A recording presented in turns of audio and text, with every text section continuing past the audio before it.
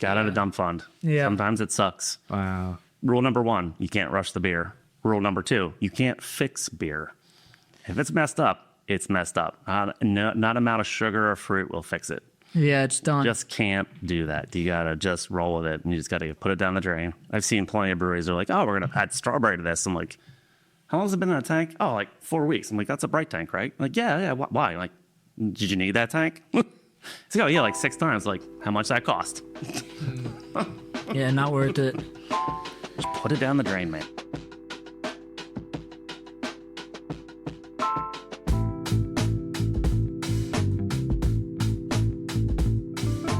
Welcome back to the Brew Podcast. I'm your host, Richie Tevlin, joined as always by Evan Blum. Hello. And today we have on Beverage Consultant, been everywhere, done that. Everyone knows you, John Stemler from Philadelphia brewing scene. From all over. Yes. So like we said, we're going to get into everything, your whole story today on the podcast. I guess, where should we start? Ursinus? Well, yeah, I went to Ursinus for biology and chemistry. Cool. I almost finished. You're one of the only people that I know that's in brewing that actually has like a biology and chemistry. Yeah. Most people have, like an art degree, something like that. I always wanted to make beer, but I never, I was like everybody else. I left Ursinus because my dad got ill, and I went home, and I tried to go back to night school, but he had an irrigation company that I worked during the summers and weekends for funsies and money, and I was encouraged to take it over, so I did, and that was my first foray into workaholism. I don't recommend doing that when you're 22 and not knowing what the heck you're going to do with yourself, but I did that, and also did some general contracting and things like that, and I always wanted to make beer, but never What did the irrigation... Was that just like laying pipes and stuff? Yeah, it was, I was insured basically as a plumber. Okay. Because there wasn't like an irrigation, module for insurances back then. Yeah. But I did it, I was doing irrigation since I was 12 years old. So, hydrodynamics, fluid control, automation systems, sort of. Yeah. And things like that. And just mechanics and things like that it came to me. Some people are mechanically inclined. Some people aren't. I'm apparently mechanically inclined. Do you think that has helped you? I feel like... Oh, God, yeah. Like, plumbing is like a vital need in a brewery. It's like when you find the plumbers, you follow them around. Like the first glycol valves I installed at Free Will were irrigation valves because they were... just natural to you. It's like, do I want to spend $650 on a control valve, or do I want to spend $12? They opened a brewery for $93,000. Yeah. It's just not marketed as like made for beer. No. It's just glycol. I was like, this. I'm looking at the temperature specs. I'm like, this will work. It mostly worked. It doesn't like the lower pressure of a glycol system, so we had to make sure it stayed above 25 pounds. But other than that, it's been fine. But yeah, I did that for a long time. And then the 2006, the sort of recession thing that happened. Yeah. Sort of messed that all up, and I was pretty miserable, working a lot, not getting paid much, and basically working for my employees, and sold my business, well, not the business itself, but the assets and myself, essentially, to a larger firm. Worked that for 3.5 years and killed myself, and was even a darker spot, and one day just pulled into the homebrew store. Like the truck had a mind of its own. And I went in there and said, I want to make beer. And they're like, well, okay. What do you Where's want to that? make? Keystone Homebrew. So we just had Hannah on last night. Oh, nice. So I worked with Hannah. I used to work at Keystone Homebrew. Nice. 2015. Okay. And I met her when I was there, and she mentioned that, she had initially met you through there before she was at Free Will. Well, she was working there when I was coming in, and then after that, I pulled her from there to Free Will. That's cool. Mm-hmm. It's a very small world. Yes, it is. Definitely is. But yeah, I just pulled in there and was like, hey, I want to make beer. And they're like, what do you want to make? I'm like, I don't know. They're like, what do you drink? I'm like, I don't drink. I wasn't even drinking alcohol at that time. Wow. Yeah. I was just, working a lot and lifting a bunch, and that was pretty much my life. So I did that and left a decent salary to go back to retail at $11 an hour with a wife and 2 kids in it. Well, 3 kids because she came with one, so it was probably not my smartest move, but I was happy-ish. Mm-hmm. You were working at Keystone? Mm-hmm. Yeah, I left there, and so I started working there in July of 2008. Okay. And stayed on full-time until we opened Free Will, essentially at the tail end of 2011. Okay. And then I still was there here and there until about 2013. I worked there part-time here and there just for, fun. Yeah. We talked about it a little bit last night. That was like a massive homebrew shop. So what's the homebrew shop over in West Philly that a lot of people started at? Home Sweet Homebrew. Home Sweet Homebrew. Right. But then Keystone was the other. There's also Weekly on Pottstown. Right. Well, the guys at Weekly started coming into Keystone, and then they started buying their ingredients for their winery and homebrew store from Keystone. Oh, wow. At cost plus 30 before they got their own accounts. Yeah. That's crazy. Yeah. Yeah. I still talk to Jason from Keystone. In fact, I talked to him yesterday because he still has the winery. What is the winery called? Stone and Key. Okay. Yeah, we talked about it a little bit also. It wasn't just a homebrew shop. Like there was a ton of people making like wine out of there, like homebrew wine stuff, and then cheese, mead. There was even like distilling equipment there, which is like it's for water. Oh yeah. The water distilling equipment that they had there. Right. I remember it was just like, is this still like, no, that is a water purification system. Right. Yes, you could distill that liquor with it. If you wanted to. It's really just to make distilled water. Okay, sure. So you always had an interest in beer, but it wasn't until like going to home. Did you homebrew at all prior to that? I just literally veered in there. I was like, I want to make beer. Today's the day, I guess. Did you drink any beer like in like college or prior? Come on now. Okay, so it came out of somewhere. Like... Oh yeah, man. I've always liked beer. I mean, I was the little kid, grabbing my dad's beer and tasting it. Yeah. Most people are like, yeah. I was like, this is cool. I like this. This tastes good. I didn't keep drinking. I knew better, but of course, college. Yeah, sure. Yeah, I have a few blackout nights. I don't want to. At the Trap Tavern? Oh, yeah. Penny drinks Sunday nights. Yeah. Heck yeah. I'd finish studying for chemistry and go up there with my friend Pam and come home sort of remember the rest of the evening. That's funny. So, yeah, kept doing that. I was teaching homebrew classes before I actually read a book on homebrewing. Probably not great, but it just, the biology and chemistry sort of fit. Just natural to you. What sort of things were you brewing back then? Anything I could think of. Anything? My first kit was a winter warmer because I had no idea what I wanted to do. Yeah. And of course we, bottled that and drank it prematurely because, no patience. Yeah. And they were in the Grolsch swing tops, of course, because cheap. Yeah. And buying the cases of Grolsch and trying to get friends to drink the Grolsch so they got the bottles to make more beer. Yeah. It was a nightmare. But then I made a Belgian white and it was good. And at the time, I just was doing it for funsies. I didn't have any intentions of opening a brewery. I just wanted to make beer as a hobby. It was sort of an outlet because I wasn't really happy with a lot of things. Yeah. So kept making beer. And then a friend of mine who I used to ride with, because I used to race mountain bikes, he did trials and he heard that I was home brewing, and he had been home brewing just, the ingredients and extract kits. And we started brewing together, and we just sort of had a similar philosophy. And he's like, "You're pretty good at this, and I'm tired of paving. Why don't we do something?" So we literally just built a pilot system out of his garage, like a 1.5 barrel pilot system with a glycol chiller, a walk-in cooler, and just was that you that built it? You were the mechanically inclined? Yeah. He was the funds because I didn't have any. Yeah. He was single, on his own home. Yeah, just good to go. I had all these kids, all these animals, and he ended up. We just brewed by the numbers. I was like, this isn't going to work, so let's just prove to ourselves this isn't going to work.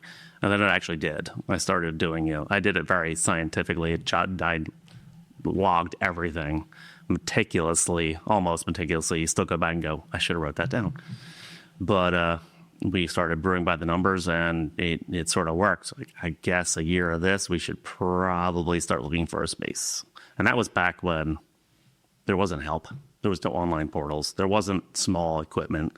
Nothing was available. I had to figure out, and we couldn't afford a lawyer. So I decided I was going to do it myself.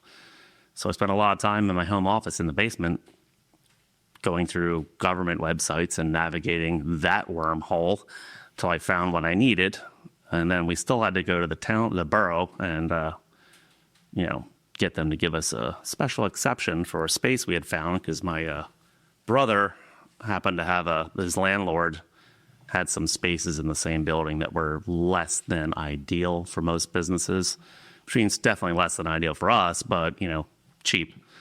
And he was willing to sign a lease with us contingent upon acceptance. He would let us out if we didn't get our, state and federal approvals to do what we wanted to do. He'd let us out of the lease. But I was still 11 months of paying a lease without actually opening. Yeah. And, back then, like I said, there was no help, but I knew Larry Horowitz. At that point was at Iron Hill. He had taught my BJCP class and was a friend. And I said, hey, you're a consultant. Can you come in as an expert and talk to the council and just tell them that it's not going to be a mess? Like they're concerned with, sight, sound, and smell. He's like, we have Iron Hills right in the middle of residential areas, and it's not a problem. Yeah. So they were like, okay. And the water and the borough manager at the time, I had the foresight to know that, breweries put a lot of things down the sewer that actually mess up a sewer system because it's just a nutrient bomb. Yeah. Imprint's dealing with that right now. Yes. That's a whole other conversation. Yes. But I knew about it. What year was this? Let's see. We sat in front of them in 2010. Okay. Yep. And this was all, you said this was first out of your friend's house. Was this also in like Bucks County? Yeah, it was in Perkasie. It was in Perkasie. Yeah. Okay.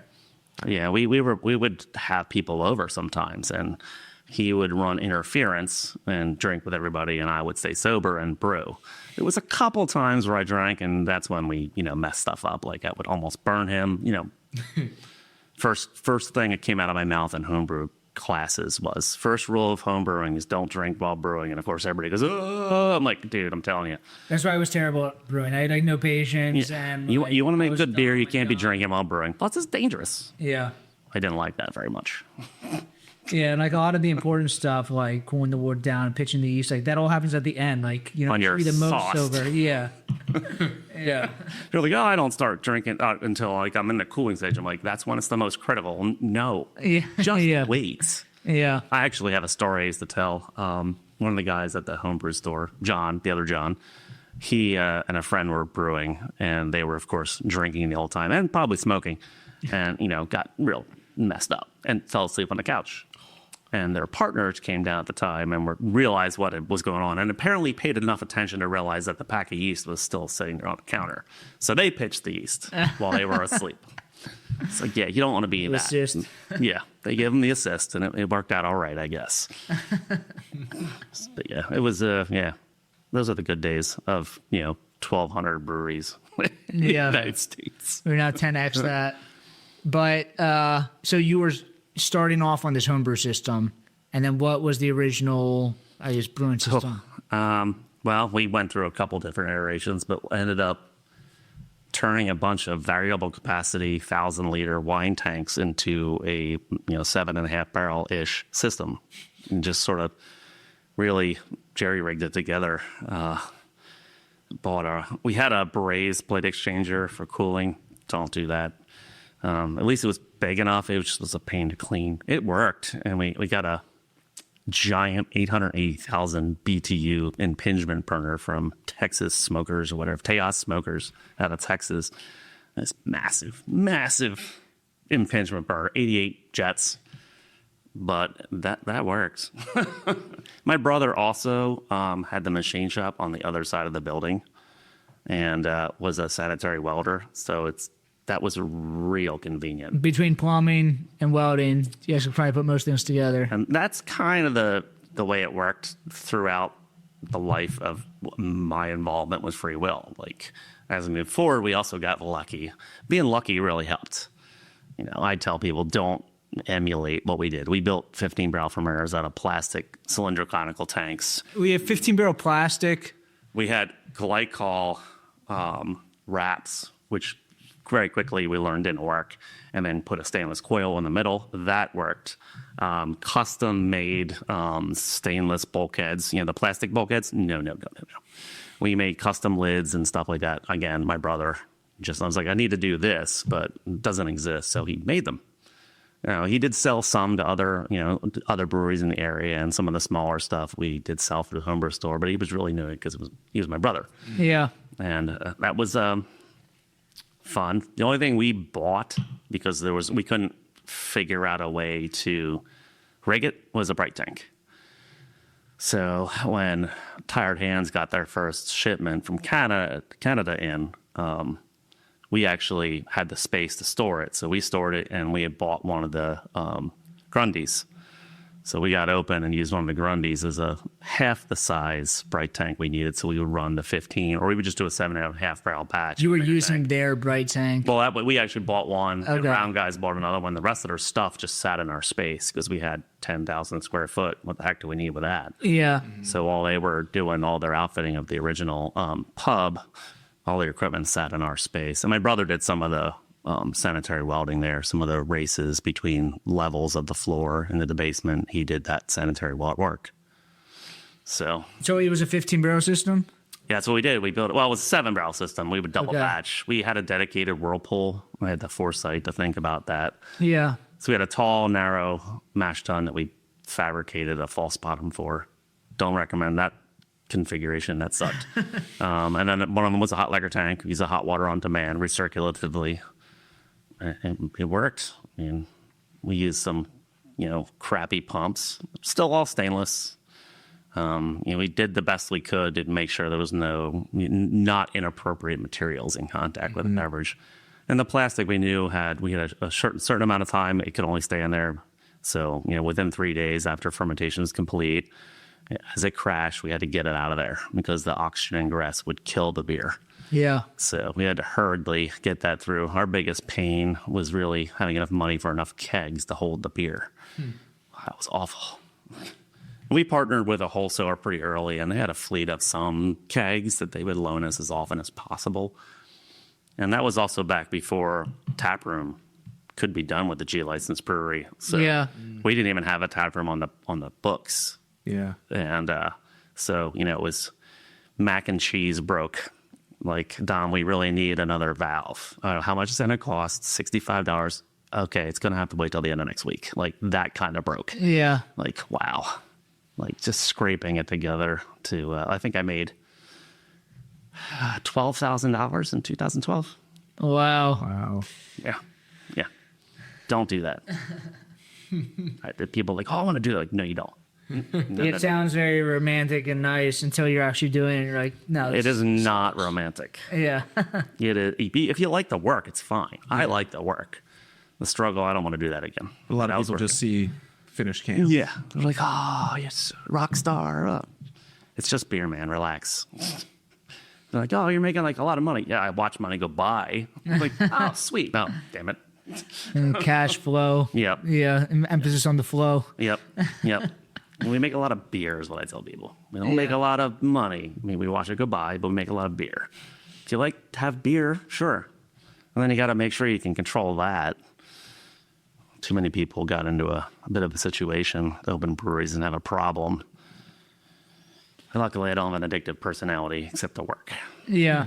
So how long was it this kind of like, was it always like the jerry-rigged No, system? we just made it bigger.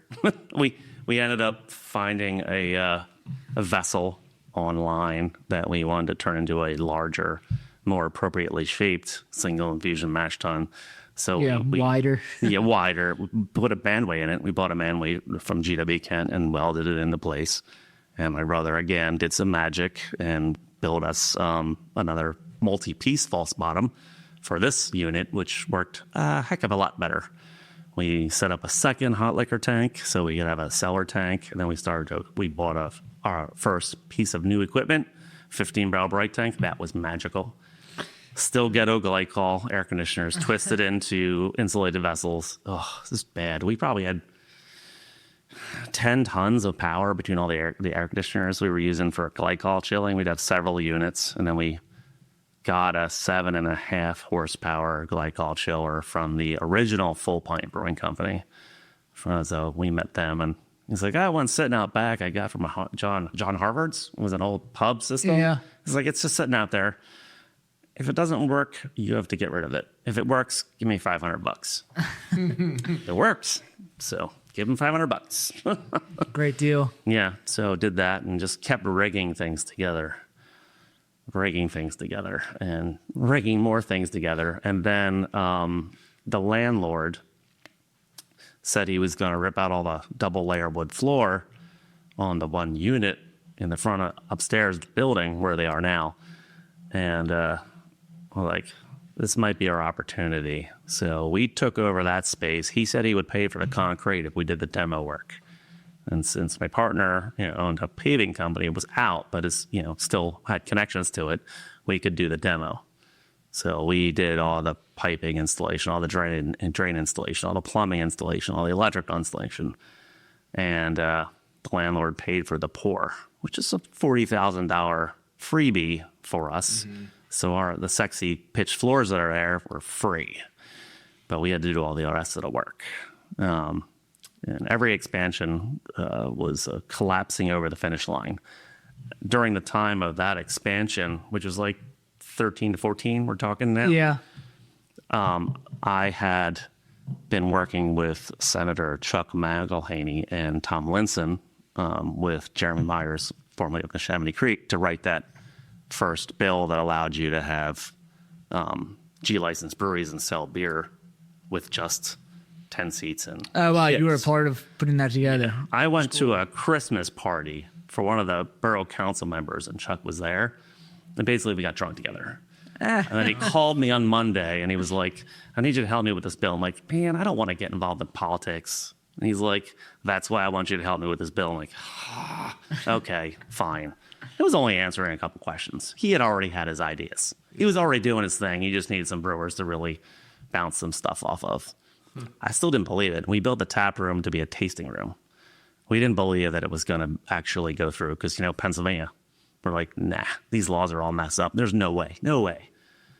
And then it passed. It hadn't gone to the governor's desk yet, but it passed and right as we were opening. And I was like, this changes things. He's like, do it, pour pints. I was like, Jeremy, is your tap room ready? He's like, no. I'm like, Kurt from HiJinx, like, is your tap room ready? They're like, no. I'm like, shit. You want them to be first? I just wanted to be somebody else in the crosshairs when we opened on the same day. I wanted at least the LCE to have two places to look at. Yeah. And I was like, Chuck, you come buy the first beer. He's like, yeah, I'll do that. I'm like, take a picture of you doing I was like, will you put it on camera? He's like, I'll do that. I'm like, all right, I'm good. Yeah. So we started selling pints, and that was literally $1 million raise. That saved us. I mean, that was a game collapsing changer. over the finish line. I mean, the whole brewing industry now is shifted towards this hospitality. Like, they're just turning into bars without liquor licenses because of that. Well, so I'm very careful about how I describe stuff like that because, it looks a lot like a bar, but it's not. Brewery culture really is pub culture because, It is. It's way different. back at the turn, before Prohibition, every bar had a brewery or had a brewery making their beer for them. Yeah, the Tide Houses. Right. And that's really what pub culture is. A bar and a brewery are essentially the same thing, but not really. So I think brewery culture is really, the taproom culture is really what it's meant to be, like a third space, community space. Yep. Like, you're not chugging Red Bull boxes there. Right. Yep. You're going there because you want to be there. We designed the tap room there to be amicable to people gathering. We wanted the music to be the right volume so that when there's 5 people in there, you can hear it. But if there's 12, you can't because the conversation is doing the work. Mm-hmm. Sound remediation everywhere. Even like the types of materials you were touching, like this wouldn't be sharp, it would be rounded, like softer woods, colors that are appealing, things like that. You want people to want to hang out and be comfortable, and then they want to buy more. Mm-hmm. They have church groups come there once a month, and they'd buy a couple beers, but they just wanted to hang out there because it was cooler than the echoey church rooms. So that's how we sort of looked at everything. Were you close to Jeremy Myers? Yep. He's yeah. another. He is all over the place. Yeah, we would definitely have him on the podcast at some point. But he's another person that kind of started the same time as you. Yep. So, I guess we haven't. Free Will was known for barrel aged beers. Yep. So when did that start? Was that from the beginning? Almost. Was that you? Yep. I started that pretty early because I was really passionate about it. Were you when you were homebrewing? Were you doing like microbe stuff or anything? I didn't have patience for that.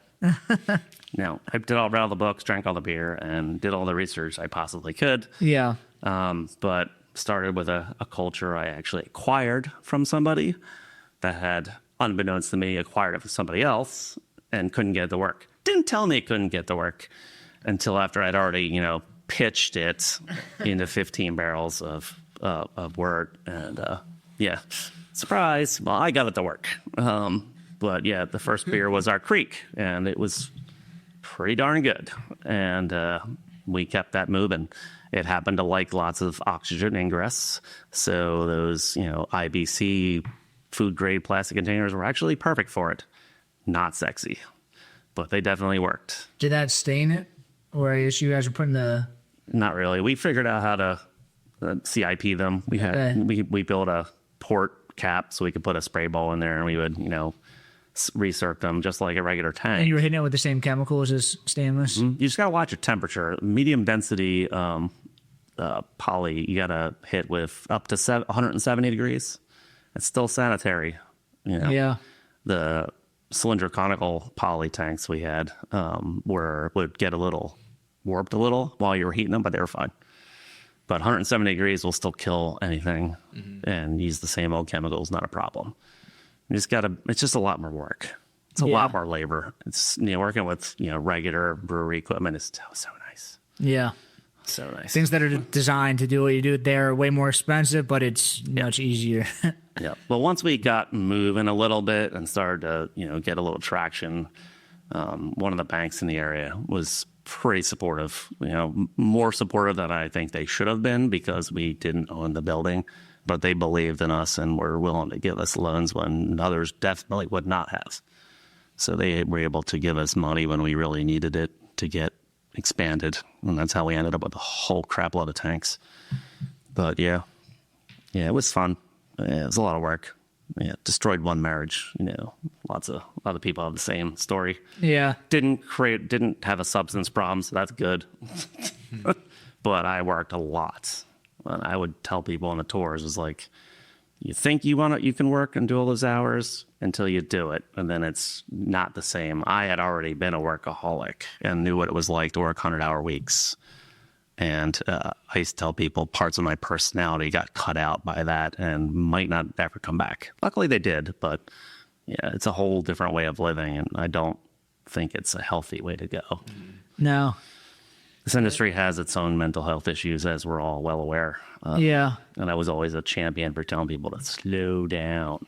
Yeah, like you said before, it's just beer. It's just beer. Relax. Yeah. Don't have an aneurysm because you're worried about this beer.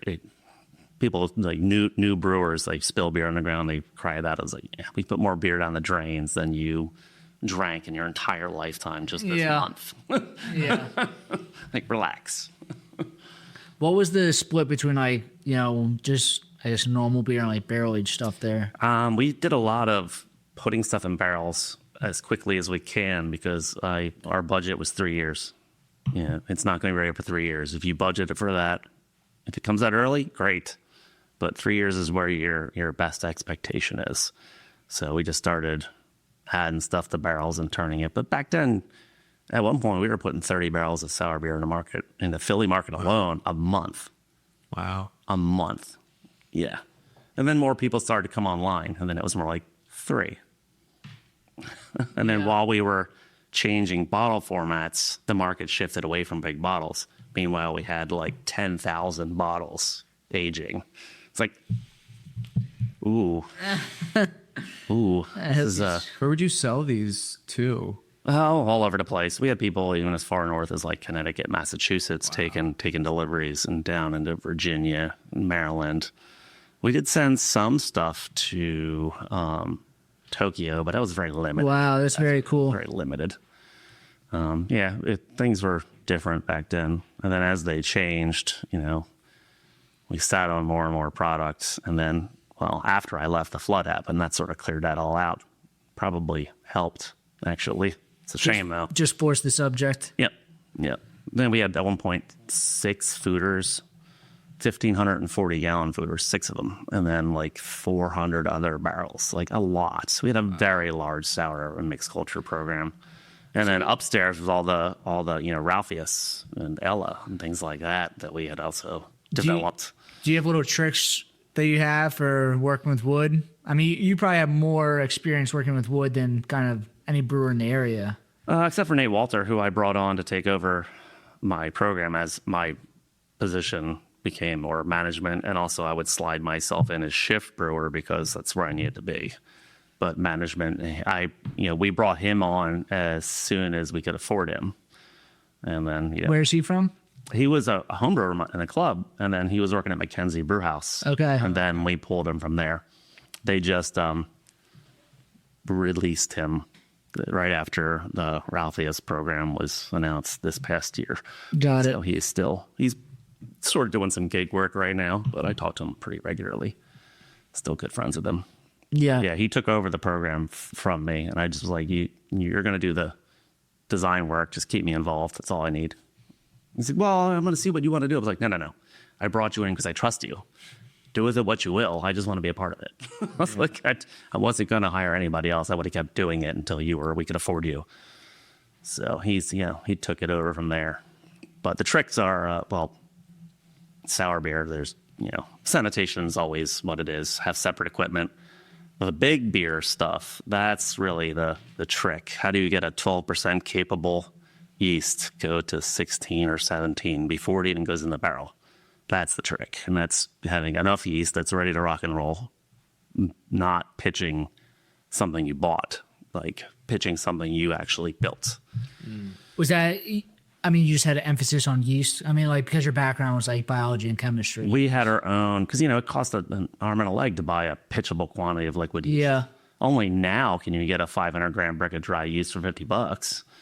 Like, back then it was like, I need a 7-barrel pitch of, USO 5. Okay, $700. Fuck. Yeah. So we built our own streams of starters. We would buy 2 smack packs, and in 4 days I'd have enough yeast for 30 barrels. And because we had basically coddled it the whole way, we knew exactly how ready to go it was. So it would rip. So we would, learn to divide our big beers into staged brewing. Like, you'd brew a third of it on a Monday and pitch enough yeast for that entire batch. And then you brew another third of it on a Wednesday. And again, pitch enough yeast for the entire thing. And then brew another third of it on a Friday and pitch enough yeast for it again. And then you do a sugar addition on Monday and do, again, much more yeast. Not a lot of aeration because you're only giving it the yeast that you don't want it to replicate, because replication causes off flavors. Yeah. You want to give it all the healthy yeast, as little air as possible to do the job, but also not mess with its osmotic pressure. So you can't just brew it all at once, and you can't do the sugar addition. You can't do a 47 Plato pitch. It just doesn't work. Did you guys have like a hot room to like put the sugar in, and like, was it fermenting in the bottles? For the re-fermentation, Yeah. that was all, those big beers, getting them to re-ferment in a can or a bottle. Not happening. No. The strongest beer came out of there was their Dystopias, 20.45%. That was a project I started, and they wanted to dump. And I fought to keep it on the floor, and then they're releasing it, releasing these sexy bottles. Even Nate was like, I was surprised how good it was. I'm like, I told you. Just the process. Megan Parisi actually encouraged me to start that program. Who? Megan Parisi, she's the experimental brewer for Boston Beer Company. Oh, cool. She brought over a 7-year old Utopia's beer when we were at Extreme Beer Fest. Oh, it was so good. I've never had that before. Don't drink it until it's old. Okay. I had it young and it's yeah. But when it was like that, I mean, it could have been the experience. Megan Parisi walking over with a pitcher of very expensive beer And she's like, here you go. We had William Reed on last night. He says hello. But he said that he brewed a beer when he was at Sam Adams back in the day, and he found it at 700 Club a couple years ago, and he still has a keg of it. Holy tap crap. it when That's his hilarious. daughter graduates med school or something. But yeah, it's pretty old. Hopefully it doesn't suck. He said it was good. He said he tapped it a little Okay, bit. He had one keg of it, and he said it was good. But yeah, that's impressive. Nothing worse than cracking something. Oh, it's going to be amazing. No. Yeah. Especially putting it in a barrel. Oh, yeah. If it goes, you got to have a dump fund. Got to have a dump fund. Yeah. Sometimes it sucks. Wow. Rule number 1, you can't rush the beer. Rule number 2, you can't fix beer. If it's messed up, it's messed up. Not amount of sugar or fruit will fix it. Yeah, it's done. Just can't do that. You got to just roll with it, and you just got to put it down the drain. I've seen plenty of breweries. They're like, oh, we're going to add strawberry to this. I'm like, how long has it been in a tank? Oh, like 4 weeks. I'm like, that's a bright tank, right? I'm like, yeah. Why? Like, did you need that tank? He's like, oh, yeah, like 6 times. Like, how much that cost? Yeah, not worth it. Just put it down the drain, man. Just sunk cost. Mm-hmm. So, what year was this? Like this is 20. Which part? When we were selling all that beer into the Philly market? Yeah. Sour beer. So that was probably 16, 17. Okay. Yeah, 17-ish. It all runs together. Yeah. Yeah, we're working so much. It all blends together. Yeah. And then when did you kind of transition out of there? So the pandemic happened. Okay. My relationship with my partner had already sort of gone south. Yeah. I knew we weren't going to survive as friends, but I didn't expect it to go that south. Yeah. But, at September, I left. Okay. It was Up 2020? Yeah. And then I just sort of diddy-bopped around a little bit and did a little consulting here and there. And then got connected with the incoming potential new owner of the Chatty Monks. And he and I did get along really well. And ended up consulting for him, and then became like full-time consulting for him. And then just in June of 21, flipped my salary into, he pays my taxes instead of me. I was already prorating my salary, so it wasn't like I was charging him full consulting rate. Otherwise, I would be driving around in a Bentley. But yeah, but I did get paid well as a master brewer at that point. But that has changed a bit as the cost of living has dramatically shifted since then. Yeah. And he and I stopped getting along quite as well as we used to. He stopped listening, really. And as a consultant, that's a little bit difficult for me. You're paying to listen to you. Yes. Mm-hmm. And then we have Irina Wise there, too, who is also amazing. She was my first manager in history. Yeah, I mean, graduated top of her class out of master brewing BLB. school in Berlin. Like, Wow. oh my God, like she's awesome. And so there's multiple people there that know considerably more than he does. But he's got a lot of manufacturing experience and has his ideas. And it's not that they won't work. What were they making before that? Because I know it was like a family there. There was beer. There were 3. The original owners were three dudes, and they bought some equipment and had random brewers come through, like some good ones.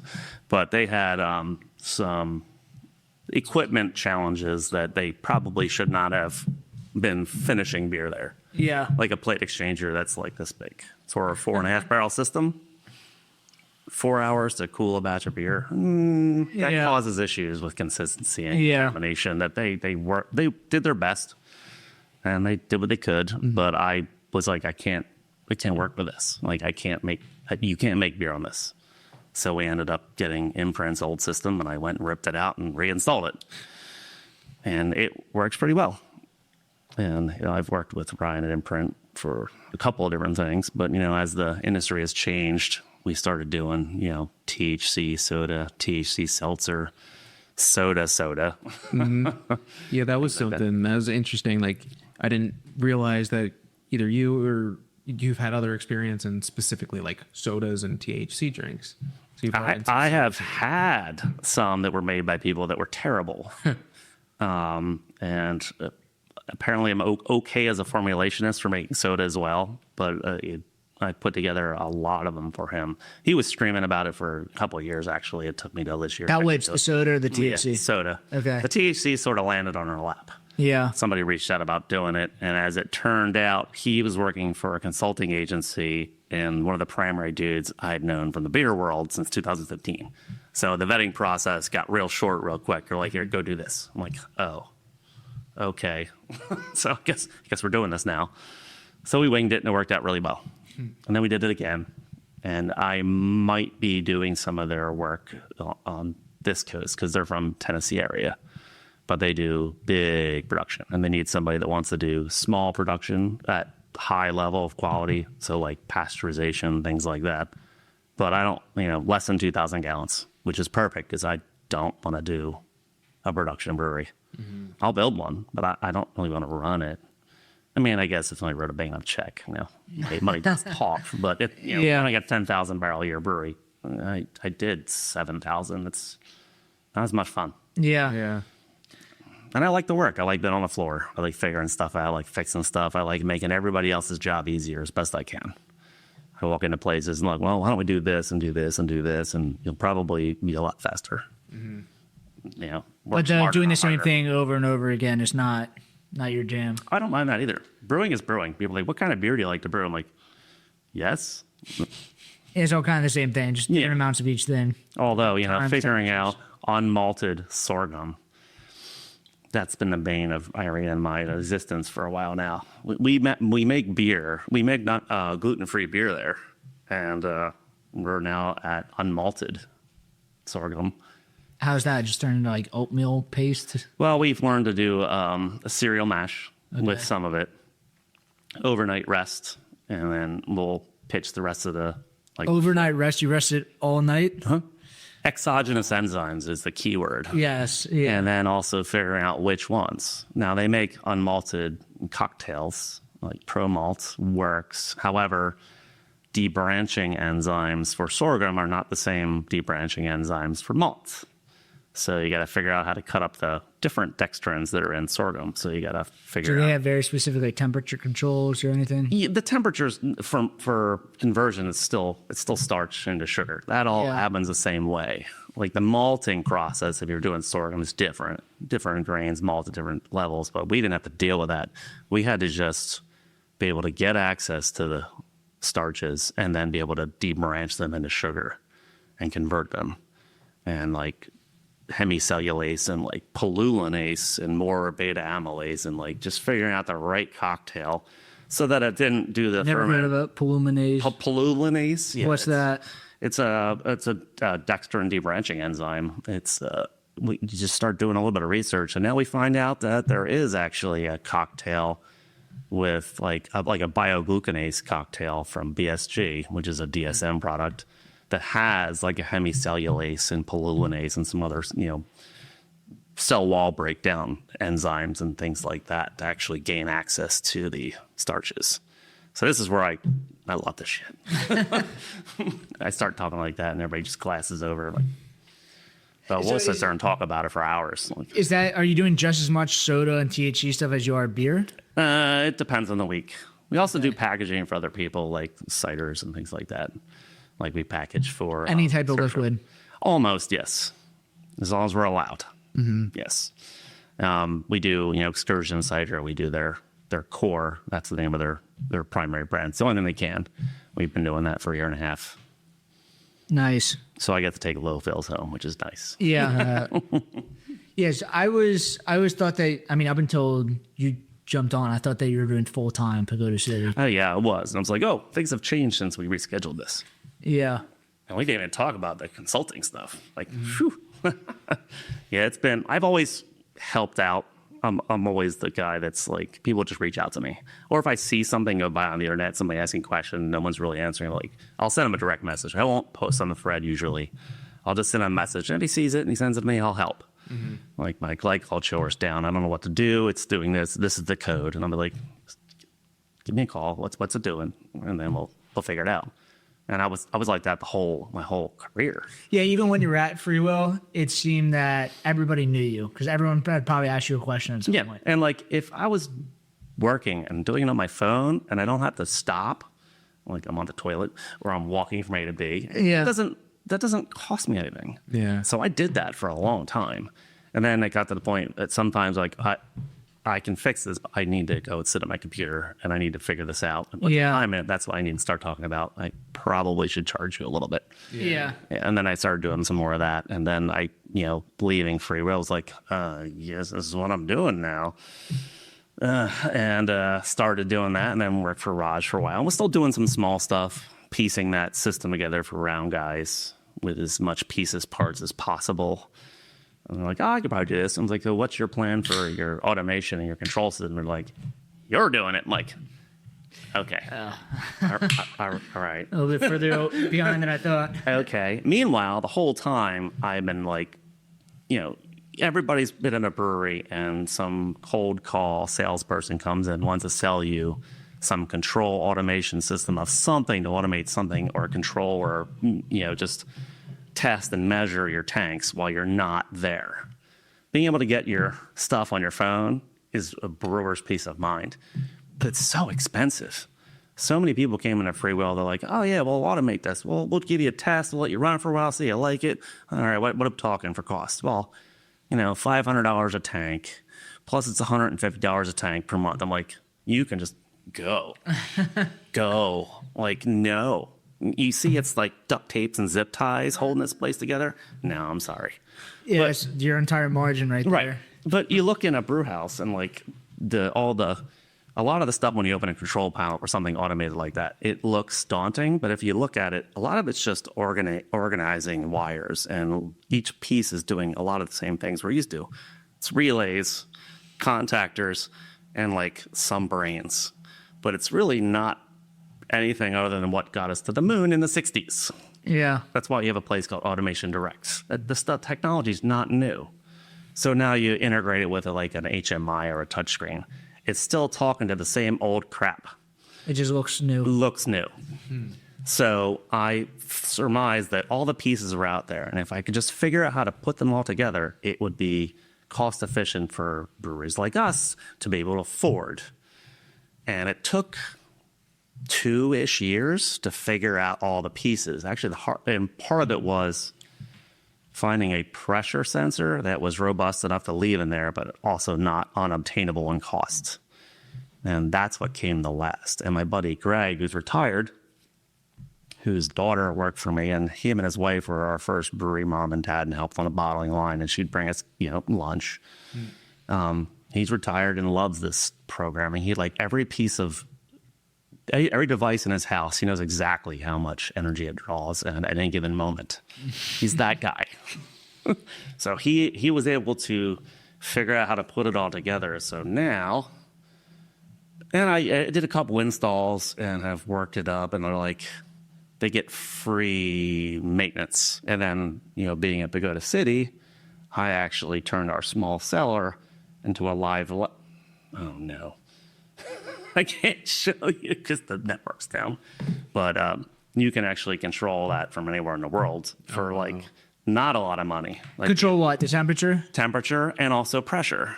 We have a module so that you can do... It can put CO2 in? Mm-hmm. Wow. That's tricky. So it's for your pressure fermented lagers, which has a temperature curve like this and a pressure curve like this. But your first night, you're absorbing CO2 because it's in replication. So you need to be able to put CO2 in. And then also we can get it as far as running a program on it. We'll tie it to an in-tank gravity and temperature measurement device plus your side temperature device. And you can have it ping you it's dropped 1 Plato in act program, and you hit a button and it'll just do it for you. None of us ever let it do that. We always do it ourselves. Because it's just too cool. Got to turn it down. Yeah, all right, that's good. So that's what we're doing up in Nazareth. He's putting in a control system, and I'm building a glycol pipe. Where? What brewery? It's called Nazareth Brewing Company. They're not open yet. He's a smart home brewer, restaurateur guy, and bought a bunch of really nice, shiny Blickman stuff, 5-barrel system. So I'm basically working with a bath-style glycol chiller that I have to put a real pipe network in. So I built a 3-pipe system. Just watch the tapping. Oh, yeah. Sorry. Literally, Kate Scott is the best speaker that probably in the Philadelphia area, and even she was tapping, so don't feel bad. Yeah. I just talk. And Liam's the producer. He came on 3 episodes ago, and he was tapping, so don't feel bad. But yeah, stuff like that, and like a couple of different. We'd love to be able to put more installs in.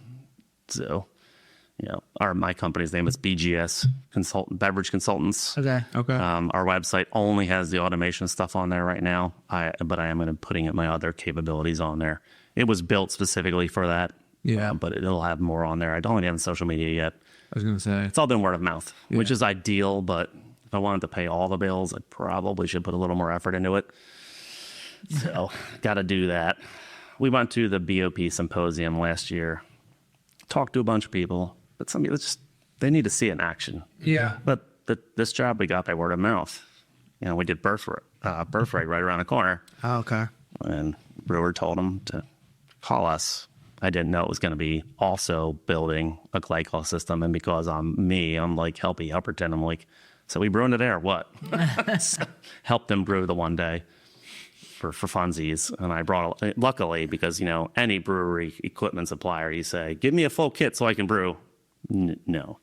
So I had my trailer there with all my parts, and I have a couple card pumps and brewery line and just parts. And so I brought some of my own stuff in there. So we did make beer. We weren't quite ideal, which is normal, but next time it'll be better. Borrowed a plate exchanger, because even the Blickman one is still a brazed plate exchanger. I'm like, don't even use that. Just keep it for a cold liquor tank or a hot liquor tank you build later, but don't run word through it. If it gets clogged, you're gonna kill yourself. Try to get it clean again. I'll find one locally to borrow or something. So I borrowed one from a friend. So we made beer with somebody else's equipment. So how the automation stuff? How many breweries is that in right now? 4, 5, 4. Cool. Yeah. And how much? And it's just you putting the No, systems it's in? me and my friend Greg. Okay. And then so we're doing that. How much of that work is like maintaining the system, like kind of updating it? And He does. It's not much. We do have a maintenance fee, which is a couple of dollars per tank per month, not 50 or 150. It's 5 or something like that. It's I think Pagoda is like 175 a month. Yeah. To have and that comes with a certain degree of support. But you started it at Pagoda City as kind of like a guinea pig, like. Well, no, actually, I put one in stable 12 too. Oh, really? Cool. Yeah, I've known Ricky for forever. Like he would come to the garage and hang out before he opened his. So I went to high school with Ricky. Okay. 2 years older than me, but we grew up around Ursinus. Yep. Yeah, I've known him a long time too. So yeah, he's actually looking to put in a 15-barrel steam system soon. Cool. This year. He kept talking about putting it through. I was like, no.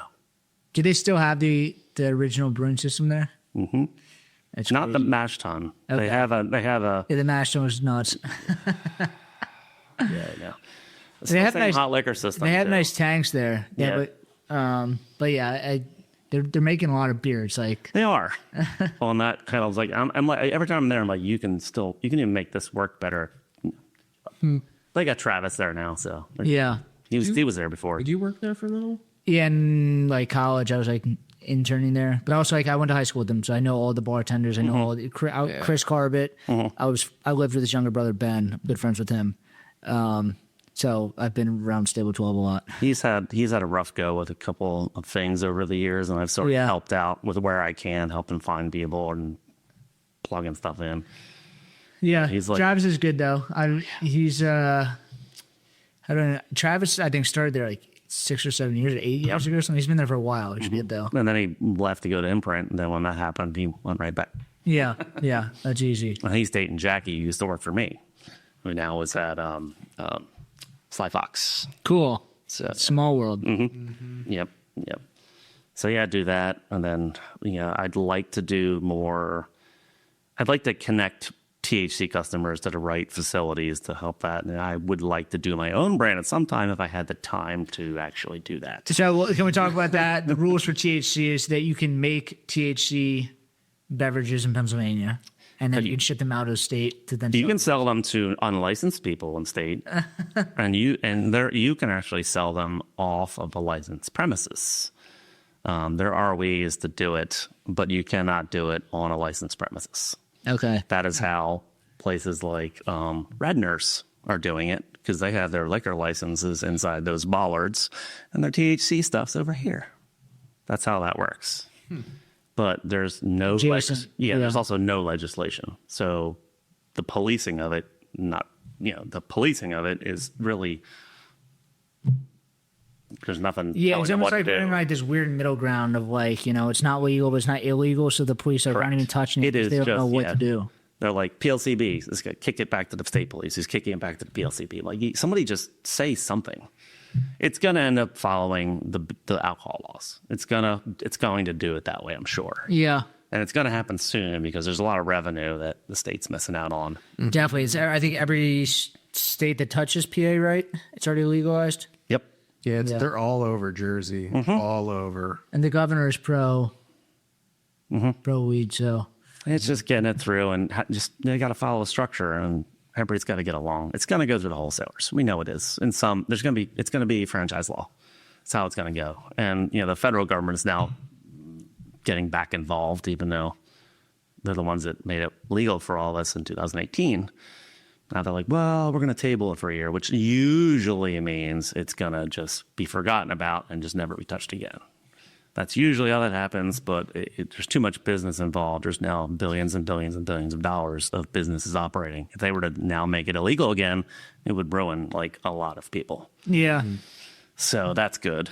But in the absence of any federal guidance and also state guidances for the most part, Illinois has actually been sort of leading the way, and a lot of the other states people are following what they're doing. So it's actually almost self-regulating, which is not something I would ever say is a good idea to let an industry do, but it is actually sort of creating its own regulation by, setting some industry standards. You'll see a lot of 2.5 milligrams as your like serving size. So you'll get a can that says 10, but it's like 4 servings. You'll see a lot of that. Anybody that's worked with Illinois or any of these multi-state distribution companies are following that model for the most part.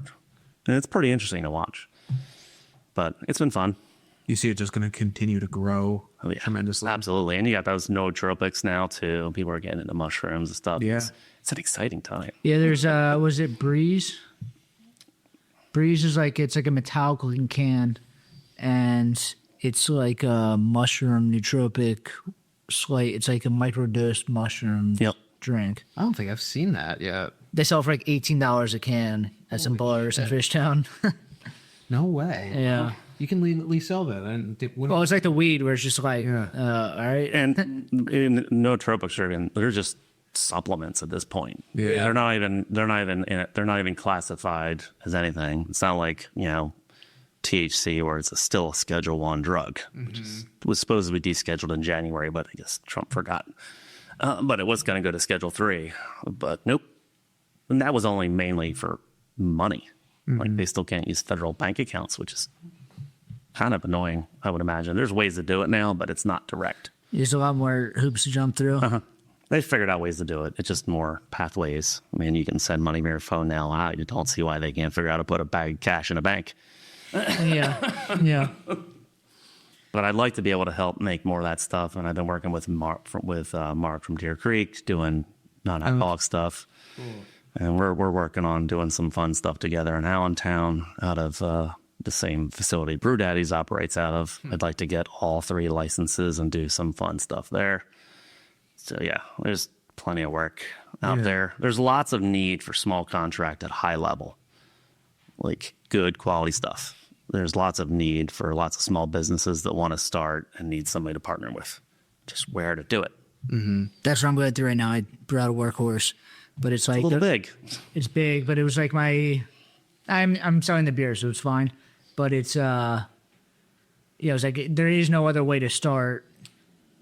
Without having a lot of cash. And it's expensive.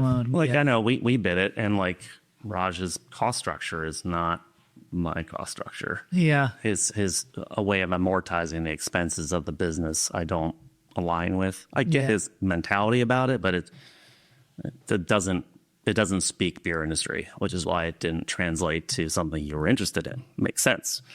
I'm looking at these prices going, oh, our wholesaler doesn't want anything from us because it's just too expensive. Now, Yeah. you and I both know everything costs a lot more now, but still, we sell things that, wholesale more expensive than they land at a bar down here in Philly. Like, it's like, how can we get on top in Philly? I'm like, you can't. Yeah.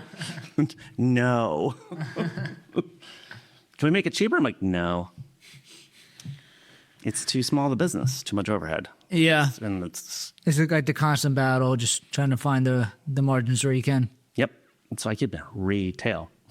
Yeah. It's like, I don't want to deal with retail. I'm like, I get it. While you don't want to deal with retail, you can be doing $20,000 a week out of each location while you figure out the rest of it. Yeah. So you can have, if you have the ability to do both, Right. they can support each other. Yeah. I get that, he doesn't want to deal with, herding cats, which is front of house. I mean, That's another headache, but there is no easy path. It's just you have to pick something. Yep. Yep. That's why I originally wanted to do just wholesale. So it'll be easier. No people, no staff. I don't want staff. Shit. When I left, we had our Christmas parties were 75 people. Oh, wow. Holy crap. And we only had the main facility and Peddler's Village. That was it. It's So a lot. many people. Yeah. Yeah. Yeah, people management. Yep. So what, I guess you've kind of talked about it, like the future kind of THC stuff. You're doing sodas now. I think you're doing seltzers or any of the hard teas, basically everything. I've done a little hard tea that the cider, there's a hole in the market for cider. Mm-hmm. Hale and True is gone. That sucks. It's now carbon copy. Yeah. Just Saw that. I think today I saw that. Yeah. Yeah. I mean, there's an opportunity there to make cider. I know Excursion isn't interested in doing the distribution route. Smart. But there's a spot for other small cideries to pop up and be functional and sell cider. we just had Claire. I don't know if you know Claire Trindle. I do, yep. Claire was on the podcast. She was showing us all the different range of cider that somebody like me She's a Pamalier, yeah. She's awesome. wasn't familiar with, but certainly is like a potential market there. We drank a lot that episode. Did she bring some mixed drinks in too? Yeah. No, she didn't bring the mixers. She brought the mixers, the pre-made mixers. But she also brought that. I don't even know what that liquor was. That brown liquor. Oh, it was like thing. it was like cider liquor. It wasn't brandy. Like apple wine. It was like apple wine. Yeah, but it was like 20% or something. Yep. It's probably freeze distilled. You can do that as a distillery. You can get I did that at home once. That was fun. Takes a hard cider and put it in a keg and then freeze it and force out. Yep. It's good stuff. It was good. I never tasted anything like that, I don't think. Yeah, there's some cool stuff out there. Do you think? I know that there's the Fritz bill that's gonna try to push through in PA, where it's like you can brew and distill in the same facility. Do you think that is kind of the future of craft, where it's not just craft beer? It's just it's the idea of craft, where it's everything is Everything, alcohol, you gotta be it's able to do distilled everything. liquors, it's weed stuff. It's like just if you have the ability to have a license, just have a general license to make everything. An intoxicant license. Yeah, yeah, Controlled substance clubhouse. yeah. Yeah, I mean, you can get all. It's naturally kind of moving there, but like, does it make sense to do that? Is it Sure, I think complicated? so. I mean, you can already do all three licenses on the same premise. Permanent alternation of premises with the federal government means on paper, your canning line is on Tuesday, it's a brewery equipment. On Wednesday, it's a winery equipment, stuff like that. Yeah. They know you're using it whenever it's always back and forth. Yeah. But you used to have to file paperwork every time you wanted to change. But the federal government made it so you don't have to do that. Everyone's probably like filing too much paper. Like, all right, Right. enough. All right. But we have licenses now where you can have all three licenses in the same premises. You just have, clearly identified areas, less than 10-foot openings between stupid laws that are, winery, distillery, brewery. And then the rest of the equipment is just shared. It's not a problem. The biggest hang up really is the POS system. So if you have a single tap room and all three licenses, officially each of the license needs to sell its own products through each of its POS systems. Although with the product stuff, you can sell it from site consumption out of the same one. But if you want it to go, it needs to come out of, like if you want to sell a bottle of vodka, needs to go out through that POS system. So you need to get 2 more POS systems and then just overcomplicate things, raises the price. There's a way to do it. I just need to figure it out because, you have places like PA Libations. They're managing a bunch of distilleries licenses out of one space, selling it through one POS. So I know it's doable.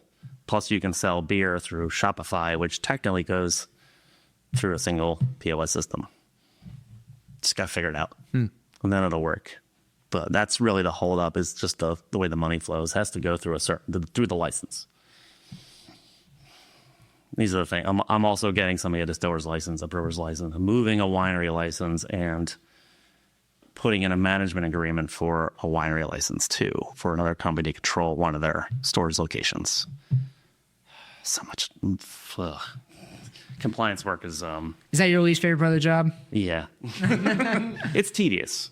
I don't mind it when I'm doing it, but it's like executive dysfunction. It's like I should get off this couch and go sit on my computer and work on that license. Instagram. Yeah. Yeah. Yeah. What's on Facebook Marketplace? 7-barrel system. Ooh. You can get everything through Facebook Marketplace. It is. I've grown to use it a lot. Every day I'm on it. Facebook Marketplace. Yeah.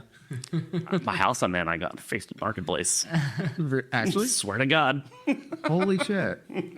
I looked at like 1,000 different houses online through every portal possible. And then I found they were on Facebook Marketplace, and I just found this one on Facebook Marketplace. I was like, I think I'm going to go look at that one. And then I went there. I was like, ooh, I need to bring her. Check this out. And signed the lease like 2 weeks later. Wow. We both moved far away, but electric is 8.7 cents a kilowatt hour. Down here it's what, 15, maybe more? Yeah. Stuff's cheap. Stupid cheap. The house up there, our house is 3,200 square feet, 275,000 Wow. on 0.89 acres with a 2-car oversized garage. Our basement is like 1,500 square feet, 6-bedroom, 3-bedroom. Every size of my house. Down where I was in Bucks County, that would have been 1.275. Up there, 275. Yeah, it's yeah. But we do have bears. I haven't seen one yet, but apparently they're there. That's fun though. Be neat. Do you have dogs? We have cats. You have cats? Yeah, they have cats. And there's also 2 feral colonies in town. The people are poor up there. It's a depressed region. Okay. But more people are moving in. We've met more young people. We see people moving in. They're younger. There's people renovating houses. So you got to go where the inventory is. They just keep telling me, I can't live anywhere. I'm like, just get a cheap car to drive or buy a motorcycle and move up with us. Yeah. Get a house up here. There's plenty of them. There's ones that are completely unoccupied, just sitting there falling apart. It's really a shame. But in the next 5 years, everything's going to get more expensive. So I drive a lot. Yeah. Thank you for coming down here. It was like 3 hours. Yeah.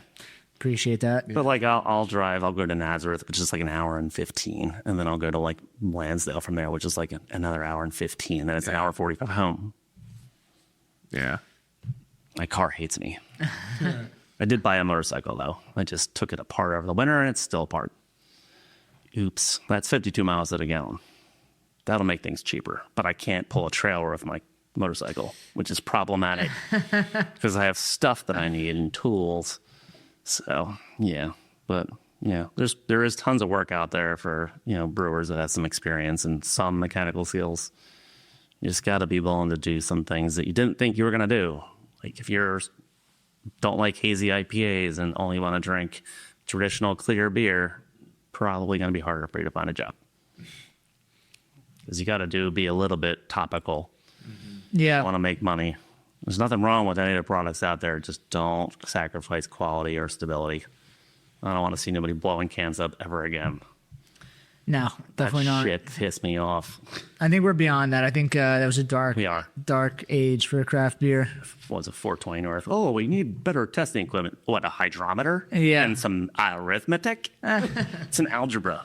Yeah. Blame it on somebody's stuff. Okay. all that money they're making. Could have had an Anton par sitting on there and just load it in there. It spits out the number. Yeah. It's crazy. I think that's been over an hour. Yeah, that's Yeah. Oh, yeah. Flew by. Do you have anything that you want to say? Anybody want a control system? What's be great. the name of the business again? BGS Beverage Consultants. BGS Beverage Consultants. But you can find me anywhere. Just send me a message. Cool. So, you're on your personal? Yeah, I have my well. Facebook, Instagram. I'm going to start the business this weekend. Oh, Promise. because then you'll see it on our. Then I'll site. have to actually post stuff. Oh God, I used to be good at that. I got free will to 40,000 Facebook before I turned it over to Hannah. Wow. But yeah, not anymore. I post like once a month, maybe. Yeah. And she's mad because I don't post her. If you see me on the internet, it's usually she's posting me. Yeah, it's usually I'm being tagged somewhere. Yeah. That's about it. Got offline. Yeah, it's just I feel weird. Like, hold on a second. Well, I could be talking. Yeah. Yeah. I know it's part of life now, but it still feels weird. Yeah. It's part of business, like you're Part saying. of business. Right now that I am my business too, so it's like I'm promoting my own brand. I got a pair of channel locks I need to do something with instead of my phone. So, yeah. Well, thanks for having me. Yeah, of course. thank Thank you you. for coming on. We've talked about having you on for a while. Your name has come up a lot in a lot of episodes. You said been everywhere, talked to everyone. Try to help everybody out. Yeah. That people are like, well, look, I tell people, start telling my kids, it's like, the road of life is do whatever you do well and don't be a dick. That's pretty much it. Yeah. I try not to be a dick.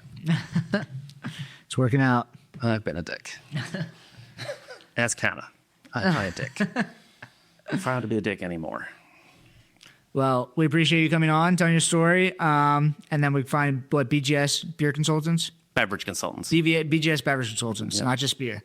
Cool. And then you can find us at Brewdat, at the Brewdat Podcast. Follow us on YouTube, Spotify, 5-star. stars, comment, review. Comment Richie's favorite shirt he's worn. Yes, I only have 3 of them. We'll see you guys next week.